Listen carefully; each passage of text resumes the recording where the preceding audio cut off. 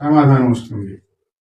34వ అధ్యాయం కీర్తనలు 4-6 వచనాలు. నేను యెహోవా యొద్ద విచారణ చేయగా ఆయన నాకు ఉత్తరమిచ్చెను. నాకు కలిగిన భయములన్నిటిలో నుండి ఆయన నన్ను తప్పించెను. తప్పించెను అది. దావీదు మొరబెడితే దేవుడు ఉత్తరం ఇచ్చాడు. దావీదు నిజముగా మొరబెట్టాడు కనుక ఉత్తరం వచ్చింది. నేను యెహోవా యొద్ద విచారణ చేయగా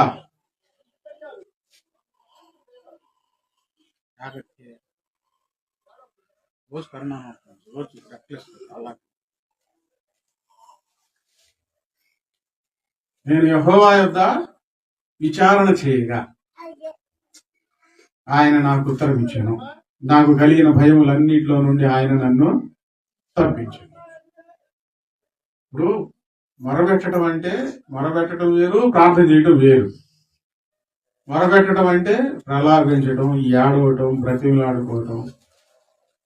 ఇది ఊరకు మొరబెడతానే ఉంటే ఉత్తరం వచ్చిద్దా?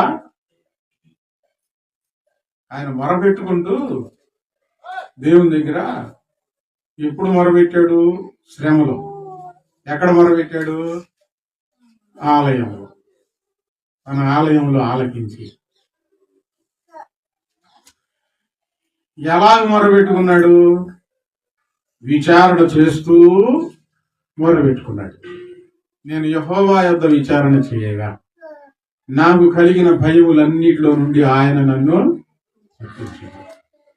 ఆయన చిన్నప్పటి నుంచి దేవుని నమ్ముకున్నవాడే. దేవుని బాగా ఆరాధన చేసేవాడు. దేవుడు అంటే బాగా ఇష్టం. కానీ ఆయన జీవితంలో భయాలు ఎందుకు వచ్చినాయి? ఏ భయాలు ఉన్నాయి ఆయన చుట్టూ?